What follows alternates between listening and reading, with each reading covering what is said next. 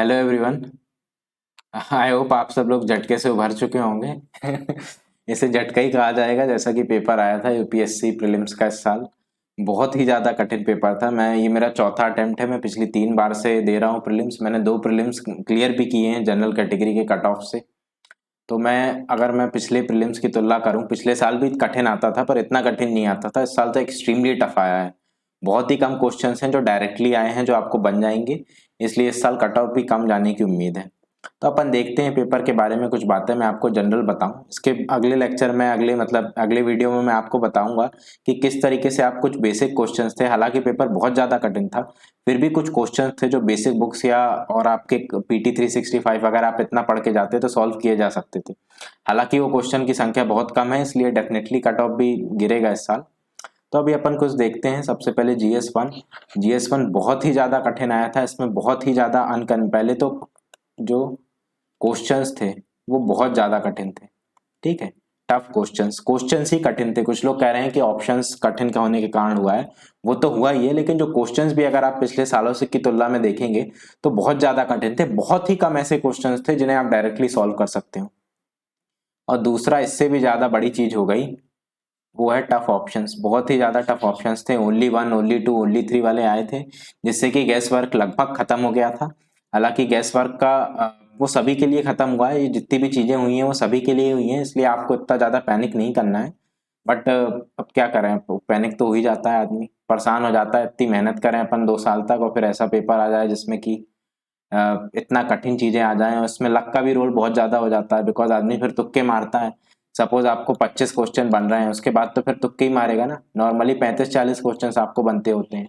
यहाँ इस तरह के पेपर में 20 से 25 क्वेश्चन बनेंगे, और बाकी आपको तुक्के मारने पड़ते हैं। अब तुक्के तो किसी के भी लग सकते हैं। हो सकता है जो कम पढ़ के गया है उसके लग जाएं, और हो सकता है कोई बहुत ज़्यादा पढ़ के गया है उसके भी ना लगे। तो जीएस वन का पेपर बहुत ही ज़्यादा कठिन आया था। मेरे साथ बहुत सारे मेरे ऐसे दोस्त हैं जो ऑलरेडी आईपीएस हैं, सर्विस में हैं, और वो दोबारा एग्जाम दे रहे हैं। उनके उस साल जीएस वन में 115 120 ऐसे नंबर आए थे। इस साल उनके घट के अराउंड 90 में हो गए नंबर। यानी कि आप समझ सकते हैं कितना ज्यादा कठिन आया है। ठीक है, तो इस साल अगर आप देखेंगे कट ऑफ तो डेफिनेटली पिछली साल 87.5 गया था 2021 में। 2022 में 88 समथिंग गया था। ठीक है, तो इस साल डेफिनेटली बहुत ज्यादा घटेगा। अब ये कोई गारंटी से नहीं कह सकता अब इस तरह के एग्जाम में कि कितना घटेगा, बट फिर भी बहुत ज्यादा घटेगा। और दूसरी चीज, जब आप पहला पेपर दे के आए होंगे आप लोगों को लगा होगा बहुत ज्यादा कठिन है। मुझे भी लगा था, मैंने भी इस साल दिया था। और हर कोई परेशान हो जाता है कि इतनी मेहनत की है, क्या आ गया, कुछ नहीं बना। मतलब ज्यादातर चीजें नहीं बनी। और शौक से आप उभर ही रहे होंगे कि आ गया जीएस टू तो बहुत ही ज्यादा कठिन था। इसमें जो मैथ्स आई थी वो तो लगभग इम्पॉसिबल थी करना। अगर कोई मैथ्स बैकग्राउंड, जिसका मैथ्स ऑप्शनल या कोई बहुत ही अच्छा होगा मैथ्स में, आईआईटी का, या बहुत ही जिसकी अच्छी होगी मैथ्स, वही कर सकता है। वो भी कुछ ही क्वेश्चन कर पाएगा, सारे क्वेश्चन तो किए ही नहीं जा सकते ना। एक तो क्वेश्चन टफ थे मैथ्स के, और दूसरा जो क्वेश्चन आए थे, जो इजी क्वेश्चन भी थे ना, वो बहुत ही ज्यादा लेंदी थे। इस तरह के क्वेश्चन आए थे कि इस तरह आपको 50 इंटू 75 इंटू 87 इस तरह करके 8-10 ठो नंबर दे देंगे और फिर पूछेंगे 10 से डिवाइड करोगे तो क्या मिलेगा। अब इसको अब करने ही में आपका 5 मिनट एक क्वेश्चन में चला जाएगा। जो आसान, हालांकि बहुत कम थे पर वो भी बहुत लेंदी थे। साथ में जो कॉम्प्रिहेंशन था, हालांकि वो थोड़ा ठीक था। अगर कॉम्प्रिहेंशन अगर आप देखें तो वो कंपेरेटिवली इजी था, आसान नहीं था, बट मैथ्स की तुलना में काफी आसान था कॉम्प्रिहेंशन। तो अगर आप बट ये भी लेंदी था, है ना, एक एक पैराग्राफ में वो थे।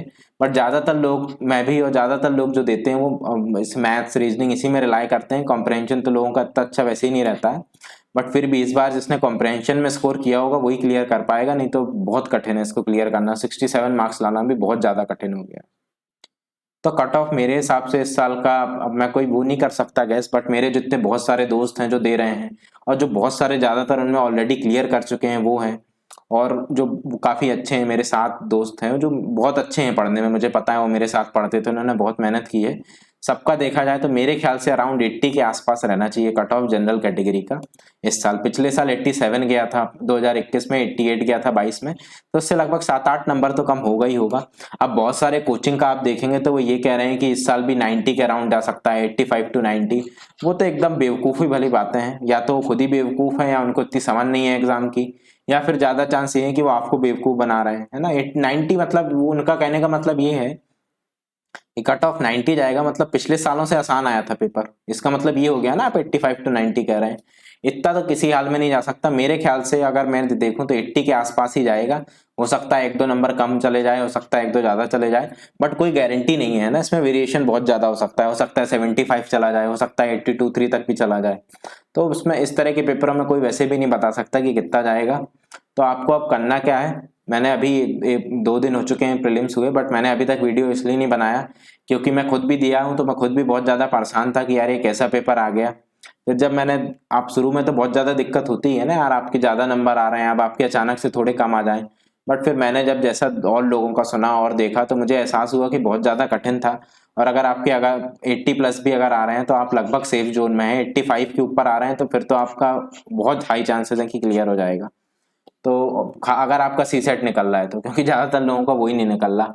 मेरे साथ बहुत सारे ऐसे बच्चे हैं जितने, मतलब मेरे दोस्त हैं जो दे रहे हैं, उनका जीएस में ठीक ठाक आ रहे हैं, 80 प्लस आ रहे हैं, 85 तक आ रहे हैं, बट उनका सी सेट ही नहीं निकल रहा ज्यादातर का। मतलब लगभग मैंने जितनों से बात की है, जितने मेरे दोस्त हैं जो ऑलरेडी क्लियर कर चुके हैं, या जो और भी हैं मेरे साथ वाले दोस्त जो दे रहे हैं, ज्यादातर का, लगभग किसी का सी सेट में कोई श्योर नहीं है, ज्यादातर के जोन में है, उसी के 65-70 ये सारा जोन में है। तो अगर आपके भी हैं, आपका भी बुरा गया है तो आप पैनिक ना करें। अभी पेपर ही ऐसा था, इसमें कुछ नहीं कर सकता। मैंने भी इन्वायरमेंट का पढ़ाया था, ठीक है, बट उससे इतना ज्यादा आया नहीं, वो तो किसी कहीं से नहीं आया, अब उसमें मैं कोई क्या करे। अब जो आप, मैं तो चलो फ्री में पढ़ाया था, कोचिंग वाले तो पैसा लेके पढ़ाते हैं ना, कोचिंग वाले 10-15 हजार रुपए आप देते हैं, वहां जाके पढ़ते हैं, उनसे भी कुछ नहीं आता। उसमें भी फिर कोचिंग वाले वीडियो बना देते हैं कि हमारे उससे आया है। अरे भाई, तो वो तो कहीं से वो तो आएगा ही ना आपसे। जैसे आप कोई लक्ष्मीकांत पढ़ के गया, आप कोई कह देगा कि लक्ष्मीकांत से आया है, वो तो आएगा ही ना भाई। कुछ क्वेश्चन तो आएंगे, क्या 0 नंबर थोड़ी जाएगा कट ऑफ। अगर मैं कह रहा हूँ कि 80 नंबर भी जा रहा है कट ऑफ, तो कुछ क्वेश्चन तो आपके से आएंगे ही, है ना। आप कोई भी, जैसे आप 5 बेसिक बुक पढ़ के गए, पीटी 365 पढ़ के गए बहुत अच्छे से, तो भी आपके 80 मार्क्स के अराउंड आ जाएंगे, है ना, 80 या उससे थोड़े ज्यादा ही आ जाएंगे। तो जो कोचिंग वाले पढ़ा रहे हैं वो भी तो यही बुकें पढ़ा रहे हैं, तो कुछ चीजें तो आ ही जाएंगी। इसलिए थोड़ी करता है इंसान क्रैश कोर्स या कोचिंग। कोचिंग क्रैश कोर्स क्यों किया जाता है अगर आप अंत समय में करते हैं, कि जो बेसिक बुक्स में नहीं दिया, जैसे आपने 5-6 बेसिक बुक्स पढ़ ली, उसके बाद पीटी पढ़ ली, ये तो हर कोई, ये तो बेयर मिनिमम है। इतना अगर आप करके नहीं जाएंगे तो सबको ही पता है, हर इंसान को पता होता है कि इतना नहीं किया तो होगा नहीं। कोचिंग आदमी क्यों करता है कि इसके अलावा आपको कुछ एडिशनल मिल जाए, एटलीस्ट ज्यादा नहीं 4-5 क्वेश्चन भी मिल जाए तो भी आदमी खुश हो जाता है। बट इस साल तो एक भी नहीं मिले, ऐसा एक भी क्वेश्चन नहीं होगा, मतलब जो बेसिक बुक में नहीं है ना, वो तो नहीं माना जाएगा कि आपने कोचिंग में पढ़ाया और वो बेसिक बुक में भी दिया है वो आ गया। वो तो वैसे ही बन जाता है इंसान को। जो ना बनने वाले क्वेश्चन हो वो बने, वो आपने पढ़ाए हो तो कुछ बोलने की बात है। अब जैसे लोग बता रहे हैं कुछ कि कुछ पॉलिटी के क्वेश्चन है ना, जैसे एक 42nd अमेंडमेंट का आया था, एक वो आया था ड्यू प्रोसेस ऑफ लॉ, ये तो हर जगह दिया रहता है, ज्यादातर लोगों को ये चीजें बनती हैं। अगर आपने ये पढ़ाई थी और ये आ गई, तो ये थोड़ी आप कह सकते हैं कि मेरे पढ़ाई से आ गया, ये तो वैसे ही बन जाता है आदमी को। तो इन सब चीजों का तो वैसे मुझे कोचिंग का अब इतना वो नहीं रह गया है, मतलब खासकर प्रीलिम्स में। अगर आप प्रीलिम्स का पढ़ रहे हैं तो इतना ज्यादा मेरे हिसाब से कोचिंग का रोल अब खत्म हो चुका है। आप अपनी बेसिक बुक्स पढ़ें, पीटी 365 को पढ़ें, और इसके अलावा और क्या कर सकते हैं आप। इसके अलावा भी, इसके बाद भी आपका लक का रोल काफी ज्यादा बढ़ गया है। अगर आपने इतना कर भी लिया तो लक का रोल बढ़ गया है, बट आपको इससे टेक अवे क्या है। मेरा मेन मकसद यही था कि मैं इसका टेक अवे बनाऊं। इससे आपका टेक अवे क्या है, टेक अवे, कुछ लोग अब पैनिक कर जाते हैं क्योंकि अभी अभी पेपर हुआ है। तो एक तो आप, पहली चीज ये है कि आप पढ़ना स्टार्ट कर दें, ठीक है। सबसे पहली चीज क्या है कि आप पढ़ना स्टार्ट कर दें, स्टार्ट स्टडिंग। आप पढ़ना स्टार्ट कर दें। आपका अभी मन नहीं लगेगा तो आप 2-3 दिन को और ब्रेक ले लें, बट आप अगर बिल्कुल मन नहीं लग रहा है, आपके काफी कम है, ऐसे 70-75 ऐसे मार्क्स हैं, आपको लग रहा है कि इस साल होने नहीं वाला है, तो भी आप थोड़ा थोड़ा पढ़ना स्टार्ट कर दें। बिकॉज कोचिंग की कीज बहुत सारी गलत रहती हैं, हो सकता है आपके नंबर बढ़ जाएं। तो आप कम भी पढ़ें, 5-6 घंटे भी रोज पढ़ें, बट आप पढ़ना स्टार्ट कर दें। अपना ऑप्शनल, ये जो भी चीज आपको अच्छा लगती है मेंस के हिसाब से आप पढ़ना स्टार्ट कर दें, समय बर्बाद ना करें। उस साल मेरा 2021 में मेरी 163 रैंक आई थी, और 2022 में मेरा मेंस में भी नहीं हुआ था। इसकी वजह यही है कि मैंने बहुत ज्यादा चीजें लाइटली ले ली। 20 दिन तो मैंने पढ़ाई नहीं की, उसके बाद भी मैं टालता गया कि कल पढ़ूंगा, अरे थोड़ा पढ़ दो, या पहले से मुझे चीजें बनती हैं, बट ऐसा नहीं होता। आपको पढ़ना स्टार्ट करना पड़ेगा अभी से, बिकॉज अगर बाई चांस आपको ये भी, जिसको कट ऑफ के आसपास नंबर है उसे तो पढ़ना ही है, जिसके थोड़े कम भी हैं उसे भी पढ़ना है। बिकॉज अगर बाई चांस आपका हो गया और आपने 20 दिन नहीं पढ़ा तो ऑलमोस्ट निग्लिजिबल चांस होंगे कि आप क्लियर कर लें, बहुत ही कम चांस होंगे। आप बहुत ज्यादा ना पढ़ें तो भी 5-6 घंटे रोज पढ़ने की कोशिश करें। आप अभी कुछ दिन आप आराम कर सकते हैं, उसके बाद पढ़ने की कोशिश करें। दूसरा टेक अवे ये है कि जिनका नहीं हो रहा, जिन्हें पता चल चुका है नहीं हो रहा, वो किस चीज की तैयारी कर दें, वो मेंस प्लस ऑप्शनल की तैयारी शुरू कर दें।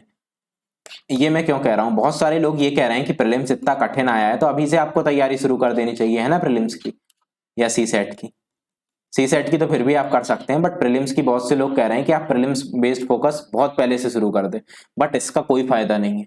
मेरा एक दोस्त है, मैं एग्जांपल से बताता हूँ, मेरे एक दो दोस्त हैं, एक ने तैयारी शुरू की थी 3 महीने पहले और एक ने तैयारी शुरू की थी 5 महीने पहले, दोनों के बराबर नंबर आ रहे हैं। ऐसा क्यों हुआ? अगर ये भी 5 महीने, ये 10 महीने पहले भी शुरू कर देता तो भी आते, बिकॉज ये पेपर ही ऐसा आया है, आपके बहुत ज्यादा आ ही नहीं सकते।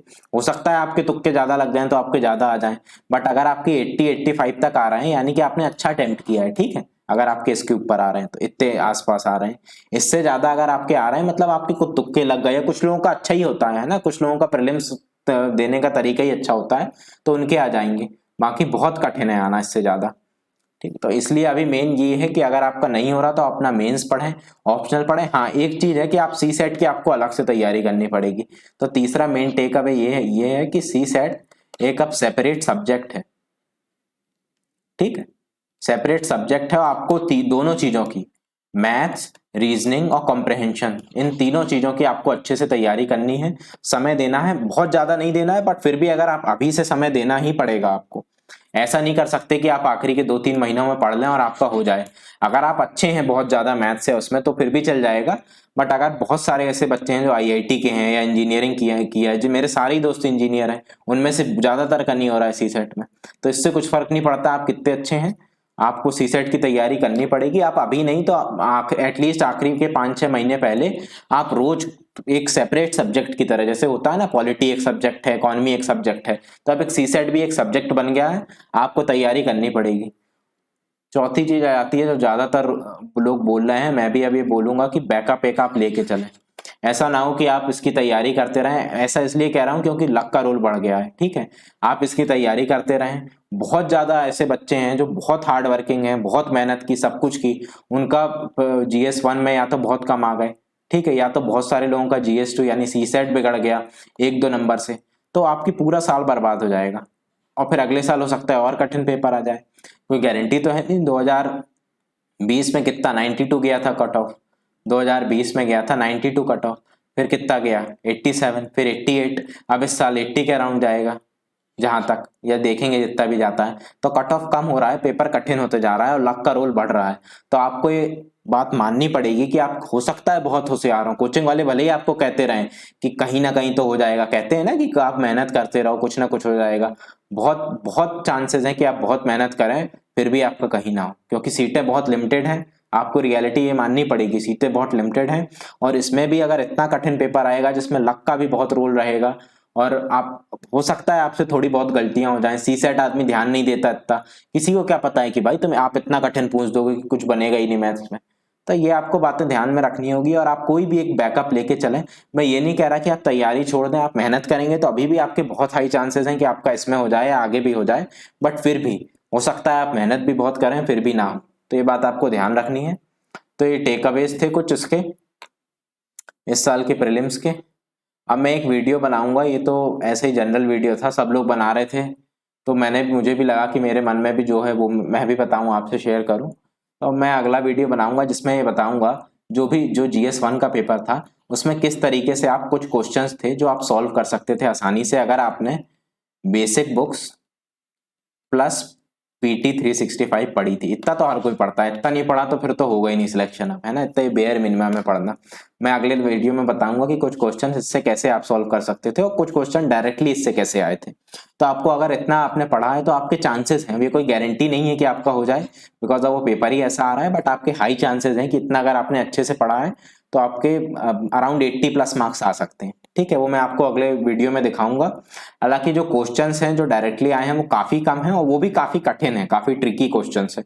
तो उसमें भी आपकी बहुत सारी चीजें मैटर करती हैं कि आपका उस दिन मन कैसा है ना। सुबह सुबह आपका हो सकता है मन ही खराब हो, आदमी का इतना वो नहीं लगता, इतना ध्यान नहीं रहता, या उस दिन आपका लक कैसा है, कुछ तुक्के बैठ गए, हो सकता है 2 क्वेश्चन सही हो जाए, 2 क्वेश्चन गलत हो जाए, उससे बहुत फर्क पड़ जाता है 5-6 नंबर का, आदमी बाहर हो जाता है। तो ये चीजें आपको ध्यान रखनी है और फिर अगले वीडियो में अपन ये डिस्कस करेंगे। ठीक है, thank you all for watching.